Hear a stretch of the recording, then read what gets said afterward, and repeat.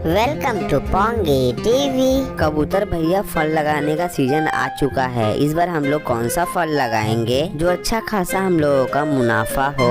इस बार हम लोग सेब का फल लगाएंगे और उससे अच्छा खासा मुनाफा करेंगे। उसके बाद हम लोग सबसे ज्यादा धनी पंछी बन जाएंगे। फिर हम लोग मिलकर गरीब पंछियों की मदद किया करेंगे। ये सब ठीक रहेगा ना सोनी?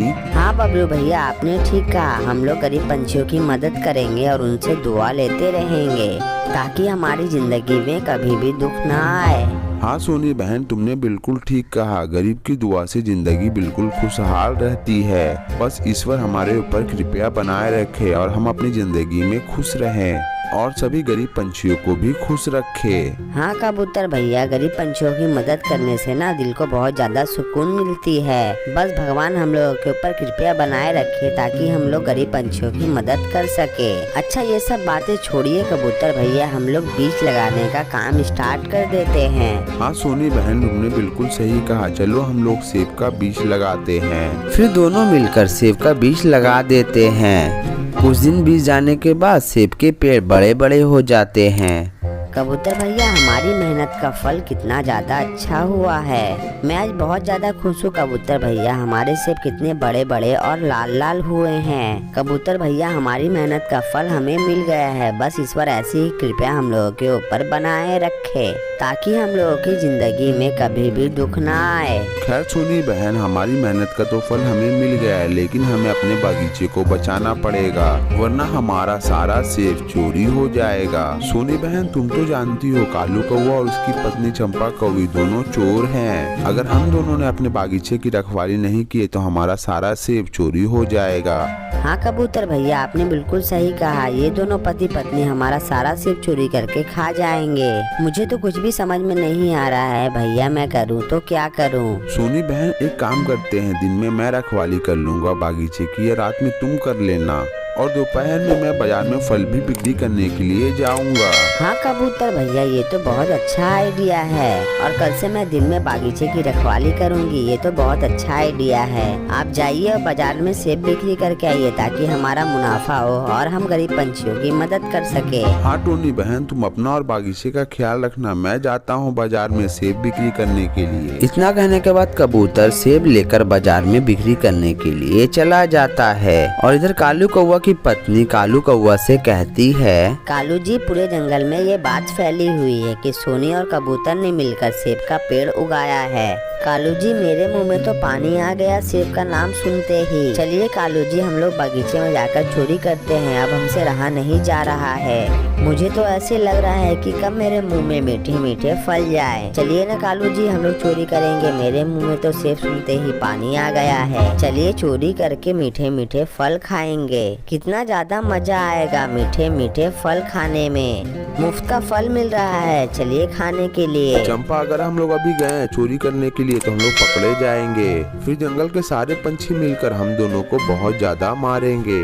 किसी दिन चलेंगे हम लोग फल चोरी करने के लिए। अभी के लिए थोड़ा सब्र रखो, थोड़ा सब्र रखो। सब्र का फल मीठा होता है। देखना वो फल तुम्हारे मुंह में ही जाएगा। कालू जी, चलिए ना, वहाँ पर कोई भी नहीं होगा। मेरे मुंह में बहुत ज्यादा पानी आ रहा है। जब से मैंने सेब का नाम सुना है मुझसे रहा नहीं जा रहा है। कालू जी चलिए ना कालू जी, इतना भी क्या डरना है उन पंछियों से। ठीक है चंपा, जैसी तुम्हारी मर्जी, चलो। फिर दोनों पति पत्नी फल चोरी करने के लिए वहाँ से निकल जाते हैं। वो लोग जैसे ही वहाँ पर पहुँचते हैं, देखते हैं कि सोनी चिड़िया वहाँ पर बागीचे की रखवाली कर रही है। कालू जी, अब क्या करें? ये सोनी चिड़िया बागीचे की रखवाली कर रही है। अब कैसे जाएंगे हम लोग चोरी करने के लिए? मेरे मुंह में तो पानी आ रहा है फल को देखकर। मैंने तो पहले ही बोला था रखवाली के लिए कोई ना कोई होगा। अब चलो वापस घर, फिर कभी आएंगे हम लोग यहाँ पर चोरी करने के लिए। ठीक है कालू जी, अभी तो हम लोग चले जाएंगे, लेकिन रात में फिर आएंगे चोरी करने के लिए। रात में कोई नहीं होगा, फिर हम दोनों मिलकर आराम से चोरी कर सकते हैं और मजे से उसे खा सकते हैं। हाँ, ये ठीक रहेगा कालू जी, ये आइडिया ठीक है। हाँ चंपा, तुमने बहुत अच्छा उपाय ढूंढा है। चलो घर, रात में हम लोग चोरी करने के लिए यहाँ पर आएंगे। मुझे भी ये लाल लाल और मीठे मीठे फल खाने का बहुत ज्यादा मन कर रहा है। मुझे तो ऐसे लग रहा है कि ये लाल लाल मीठे मीठे फल मुझे अपनी तरफ खींच रहा है। लेकिन कोई बात नहीं, मैं अभी के लिए बर्दाश्त कर लूंगा। अब चलो घर। फिर दोनों पंछी वापस अपने घर चले जाते हैं। थोड़ी देर के बाद ही रात हो जाती है। कालू जी चलिए, अब फल चोरी करने में कोई भी दिक्कत नहीं होगी, हम लोग आराम से उसे चुरा कर ला सकते हैं। कितना ज्यादा मजा आएगा ना कालू जी मीठे मीठे फल खाकर। फिर दोनों पंछी बागीचे में फल चोरी करने के लिए चले गए। ये देखकर कालू कौआ और उसकी पत्नी हैरान हो गए कि दोनों पंछी वहाँ पर बागीचे की रखवाली कर रहे हैं। कबूतर भैया माफ कीजिएगा, हम दोनों पति पत्नी जंगल की सैर करने के लिए निकले थे, लेकिन शायद गलती से आपके बगीचे में आ पहुँचे। हम दोनों को माफ कर दीजिए कबूतर भैया, हम दोनों से बहुत बड़ी गलती हो गई है। कालू जी आप झूठ क्यों बोल रहे हैं? हम दोनों तो यहाँ चोर बनकर फल को चुराने के लिए आए हैं, लेकिन आज जो कुछ भी हो जाए मैं तो फल लेकर ही जाऊंगी। हमने बहुत बागीचों से फल चोरी करके खाया है, लेकिन आज हमारा सपना टूटना नहीं चाहिए। कालू जी ये फल तो बहुत ही लाल लाल और रसीले हैं और मुझे बहुत जोरों की भूख लगी है। मुझे ये फल देखने के बाद मेरे मुंह में तो पानी आ गया है। अब तो आप कुछ कीजिए कालू जी, हम लोग यहाँ पर चोर बनकर आए थे लेकिन अब पकड़े गए हैं। कबूतर भैया ये लोग तो चोर हैं, इन्हें मारो ताकि ये लोग दोबारा यहाँ पर चोरी करने के लिए ना आए। इन लोगों ने बहुत लोगों के घर से चोरी करके सब कुछ खाया है, लेकिन आज मैं इन लोगों की इतनी पिटाई करूँगी कि दोबारा इन लोगों को चोरी करने का मन भी नहीं आएगा। ये दोनों बहुत ही बदतमीज पंछी है और हमेशा चोरी चमारी करते हैं। इन लोगों को थोड़ा भी मेहनत नहीं करना है, बस चोरी चमारी करके खाना है। हाँ सोनी बहन तुम बिल्कुल ठीक कह रही हो, मारो इन दोनों पंछियों को, इन लोगों ने बहुत के घरों से चोरी की है। इन लोगों को चोरी करने की आदत हो गई है, लेकिन हम लोग इन्हें इतना मारेंगे कि ये लोग चोरी करना भूल जाएंगे। फिर सोनी चिड़िया और कबूतर मिलकर उन दोनों को मारने लगते हैं। हम दोनों को छोड़ दो, हम दोनों से बहुत बड़ी गलती हो गई है, हम लोग ऐसा काम कभी नहीं करेंगे। फिर कबूतर और सोनी चिड़िया को उन दोनों पर दया आ जाती है। फिर वो दोनों कालू कौआ और उसकी पत्नी को छोड़ देते हैं। तुम लोग अब बिल्कुल भी चोरी नहीं करोगे, तुम लोग अब मेहनत की कमाई खाओगे।